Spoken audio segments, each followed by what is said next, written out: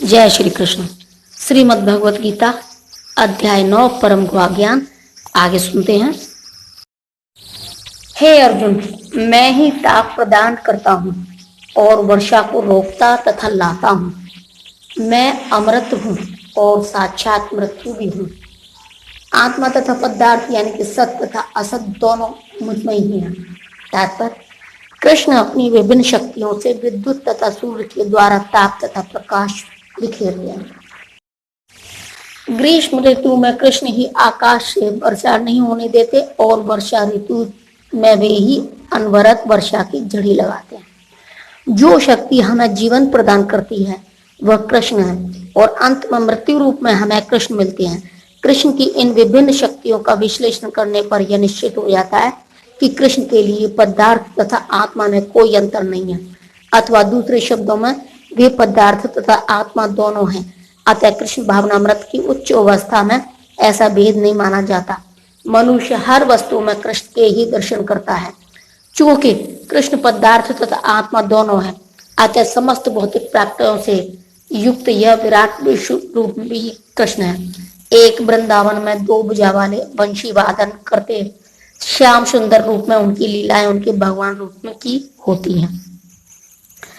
जो वेदों का अध्ययन करते तथा सोम रस का पान करते हैं, वे स्वर्ग प्राप्ति की गवेषणा करते हुए अप्रत्यक्ष रूप में से मेरी पूजा करते हैं। वे पाप कर्मों से शुद्ध होकर इंद्र के पवित्र स्वर्गिक धाम में जन्म लेते हैं, जहां वे देवताओं का सा आनंद भोगते हैं। तात्पर्य, त्रिविधा या त्रिविधा शब्द तीन वेदों यानी कि साम, यजु तथा ऋग्वेद का सूचक है। जिस ब्राह्मण ने इन तीनों वेदों का अध्ययन किया है वह त्रिवेदी कहलाता है। जो इन तीनों वेदों से प्राप्त ज्ञान के प्रति आसक्त रहता है उसका समाज में आदर होता है। दुर्भाग्यवश वेदों के ऐसे अनेक पंडित हैं जो उनके अध्ययन के चरम लक्ष्य को नहीं समझते। इसीलिए कृष्ण अपने को त्रिवेदियों के लिए परम लक्ष्य घोषित करते हैं। वास्तविक त्रिवेदी भगवान के चरण कमलों की शरण ग्रहण करते हैं और भगवान को प्रसन्न करने के लिए उनकी शुद्धि भक्ति करते हैं। भक्ति का सूत्रपात हरे कृष्ण मंत्र का कीर्तन तथा साथ साथ कृष्ण को वास्तव में समझने के प्रयास से होता है। दुर्भाग्यवश जो लोग वेदों के नाम मात्र के छात्र हैं, वे इंद्र तथा चंद्र जैसे विभिन्न देवों को आहुति प्रदान करने में रुचि लेते हैं। ऐसे प्रयत्न से विभिन्न देवों के उपासक निश्चित रूप से प्रकृति के निम्न गुणों के कलमश से शुद्ध हो जाते हैं। फलस्वरूप वे उच्चतर लोकों तथा यथा महलोक, जनलोक, तपलोक आदि को प्राप्त होते हैं। एक बार उन उच्च लोकों में पहुंचकर वहां इस लोक की तुलना में लाखों गुना अच्छी तरह से इंद्रियों की तुष्टि की जा सकती है। इस प्रकार जब वे यानी कि उपासक विस्तृत स्वर्गिक इंद्रिय सुख को भोग लेते हैं और उनके पुण्य कर्मों के फल क्षीण हो जाते हैं, तो वे इस मृत्यु लोक में पुनः लौट आते हैं। इस प्रकार जो तीनों वेदों के सिद्धांतों में दृढ़ रहकर इंद्रिय सुख की गवेषणा करते हैं, उन्हें जन्म मृत्यु का चक्र ही मिल पाता है। तात्पर्य, जो स्वर्गलोक प्राप्त करता है उसे दीर्घ जीवन तथा विषय सुख की श्रेष्ठ सुविधाएं प्राप्त होती हैं, तो भी उसे वहां सदा नहीं रहने दिया जाता। पुण्य कर्मों के फलों के क्षीण होने पर उसे पुनः इस पृथ्वी पर भेज दिया जाता है। जैसा कि वेदांत सूत्र में इंगित किया गया है, जन्माधस्य यातः, जिसने पूर्ण ज्ञान प्राप्त नहीं किया या जो समस्त कारणों के कारण कृष्ण को नहीं समझता, वह जीवन के परम लक्ष्य को प्राप्त नहीं कर पाता। वह बारंबार स्वर्ग को तथा फिर पृथ्वी लोक को जाता आता रहता है, मानो वह किसी चक्र में स्थित हो जो कभी ऊपर जाता है और कभी नीचे आता है। सारांश यह है कि वह वैकुंठ लोक न जाकर स्वर्ग तथा मृत्यु लोक के बीच जन्म मृत्यु चक्र में घूमता रहता है।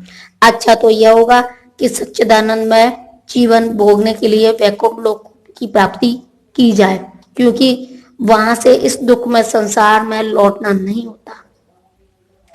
किंतु जो लोग अनन्य भाव से मेरे दिव्य स्वरूप का ध्यान करते हुए निरंतर मेरी पूजा करते हैं, उनकी जो आवश्यकताएं होती हैं उन्हें मैं पूरा करता हूँ और जो कुछ उनके पास है उसकी रक्षा करता हूँ। तात्पर्य, जो एक क्षण भी कृष्ण भावनामृत के बिना नहीं रह सकता, वह 24 घंटे कृष्ण का चिंतन करता है और श्रवण कीर्तन स्मरण पाठ सेवन वंदन अर्चन दास सख्य भाव तथा आत्मनिवेदक के द्वारा भगवान के चरण कमलों की सेवा में रत रहता है। ऐसे कार्य शुभ होते हैं और आध्यात्मिक शक्ति से पूर्ण होते हैं, जिससे भक्त को आत्म साक्षात्कार का होता है और उसकी यही एकमात्र कामना रहती है कि वह भगवान का सानिध्य प्राप्त करे। ऐसा भक्त निश्चित रूप से बिना किसी कठिनाई के भगवान के पास पहुंचता है। यह योग कहलाता है। ऐसा भक्त भगवत कृपा से इस संसार में पुनः नहीं आता। क्षेम का अर्थ है भगवान द्वारा कृपा में संरक्षण। भगवान योग द्वारा पूर्णतया कृष्ण भावना भावित होने में सहायक बनते हैं और जब भक्त पूर्ण कृष्ण भावना भावित हो जाता है तो भगवान उसे दुख में बद्ध जीवन में फिर से गिरने से उसकी रक्षा करते हैं। हे कुंती पुत्र, जो लोग अन्य देवताओं के भक्त हैं और उनकी श्रद्धा पूर्वक पूजा करते हैं, वास्तव में वे भी मेरी ही पूजा करते हैं, किंतु वे त्रुटिपूर्ण ढंग से करते हैं। तात्पर्य श्री कृष्ण का कथन है, जो लोग अन्य देवताओं की पूजा में लगे होते हैं वे अधिक बुद्धिमान नहीं होते। यद्यपि ऐसी पूजा अप्रत्यक्ष है, मेरी ही पूजा है। उदाहरणार्थ, जब कोई मनुष्य वृक्ष की जड़ों में पानी न डाल के उसकी पत्तियों तथा टहनियों में डालता है तो वह ऐसा इसलिए करता है क्योंकि उसे पर्याप्त ज्ञान नहीं होता या वह नियमों का ठीक से पालन नहीं करता। इसी प्रकार शरीर के विभिन्न अंगों की सेवा करने का अर्थ है आमाशय में भोजन की पूर्ति करना। इसी तरह विभिन्न देवता भगवान की सरकार के विभिन्न अधिकारी तथा निर्देशक हैं। मनुष्य को अधिकारियों या निर्देशकों द्वारा नहीं अपितु सरकार द्वारा निर्मित नियमों का पालन करना होता है। इसी प्रकार हर एक को परमेश्वर की ही पूजा करनी होती है। इससे भगवान के सारे अधिकारी तथा निर्देशक स्वतः प्रसन्न होंगे। अधिकारी तथा निर्देशक तो सरकार के प्रतिनिधि होते हैं, अतः इन्हें घूस देना अवैध है। यहाँ पर इसी को अविधि पूर्वक कहा गया है। दूसरे शब्दों में कृष्ण अन्य देवताओं की व्यर्थ पूजा का समर्थन नहीं करते। मैं ही समस्त यज्ञों का एकमात्र भोक्ता तथा स्वामी हूँ। अतः जो लोग मेरे वास्तविक दिव्य स्वभाव को नहीं पहचान पाते वे नीचे गिर जाते हैं। तात्पर्य यहाँ यह स्पष्ट कहा गया है कि वैदिक साहित्य में अनेक प्रकार के यज्ञ अनुष्ठानों का आदेश है, किंतु वस्तुतः वे सब भगवान को ही प्रसन्न करने के निमित्त हैं। यज्ञ का अर्थ है विष्णु। भगवद गीता के 3 अध्याय में यह स्पष्ट कथन है कि मनुष्य को चाहिए कि यज्ञ विष्णु को प्रसन्न करने के लिए ही कर्म करे। मानवीय सभ्यता का समग्र रूप वर्णाश्रम धर्म है और यह विशेष रूप से विष्णु को प्रसन्न करने के लिए है। इसलिए इस श्लोक में कृष्ण कहते हैं, मैं समस्त यज्ञों का भोक्ता हूँ क्योंकि मैं परम प्रभु हूँ, किंतु अल्पज्ञ इस तथ्य से अवगत न होने के कारण क्षणिक लाभ के लिए देवताओं को पूजते हैं। अतः वे इस संसार में आ गिरते हैं और उन्हें जीवन का लक्ष्य प्राप्त नहीं हो पाता। यदि किसी को अपनी भौतिक इच्छा की पूर्ति करनी हो तो अच्छा यही होगा कि वह इसके लिए परमेश्वर से प्रार्थना करे।